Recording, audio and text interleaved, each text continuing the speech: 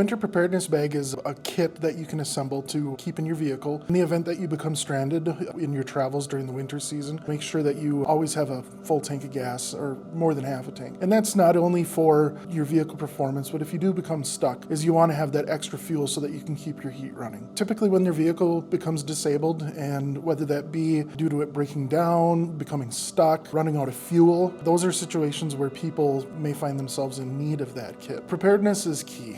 That's really what we emphasize. And if you do need to travel, make sure you do have your phone. Make sure it is charged. Make sure you have that phone charger. Let people know where you're going to be traveling. Let a family member know what route you're going to take when you're expected to be there. Be mindful of what the weather conditions are. Check 511. Minnesota has a great website. While it doesn't show every single road or the county roads, it gives you a good idea as to what road conditions are on those state and U.S. highways. If conditions are dangerous and there's no travel advisories, listen to those. Stay home. The fewer people we have out there, the fewer people that we need to go help. Make sure that you're going prudent for what the conditions are. Minnesota's basic speed law is drive accordingly and, obviously follow the posted speed limit. But if conditions say, if you're in a 55-mile-an-hour zone and you only feel safe going 40, go 40. We want you to be safe. Four-wheel drive doesn't mean four-wheel stop. And give those big orange trucks with the plow on the front and all the blinky lights plenty of room. 10 car lengths is what is recommended for the distance from those plows. A winter preparedness kit will buy you time, and hopefully conditions will improve. Another motorist may pass by and able to render you some assistance, but also it allows you to stay with your vehicle. Oftentimes people, when they get stuck in those brutal conditions, they start walking. Hypothermia, frostbite, those can be deadly, and when our temperatures get to those extreme cold levels, they can be fatal in minutes. And so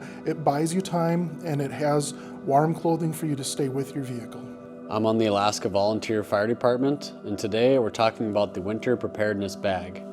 This is something that we should all have in the trunks of our vehicles. Our goal was to put this together in the least expensive way that we possibly could. It could be as simple as a grocery bag, or we go to Goodwill and we get a bag or a backpack, the dollar store. Pretty much any of these things are either going to be free or really inexpensive. So I like to keep a sweatshirt, a long sleeve shirt, maybe a pair of socks, a pair of gloves. We have a hat. One of the next items that's really important is a blanket. Something that we should have in our winter preparedness bag or in our vehicle is any medication that we might need.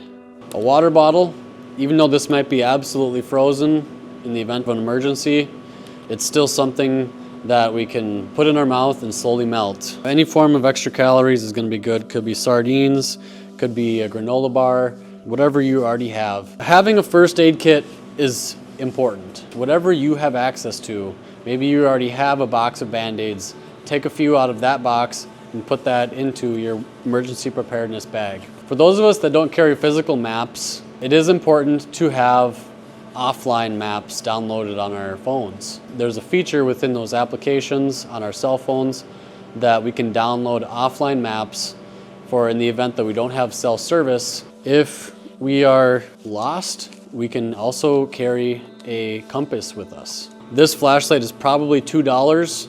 It's a really inexpensive flashlight. We're gonna want to carry extra change of batteries with this. I took an old toilet paper roll and put dryer lint in it. They're really efficient and inexpensive ways to start fires. Having a fire source, so whether that's carrying a box of matches or a cheap, inexpensive lighter. A few items that we keep outside of the bag but are really important include having a tow strap for maybe being able to pull somebody out of the ditch or pull yourself out of the ditch. This is a shovel that we got at the thrift store. And this could be used to help dig our way out of maybe being stuck. In the wintertime, our batteries die often. If we can get a jump from passerby, being prepared and not relying on somebody else to be prepared is going to make a big difference. The purpose of having kitty litter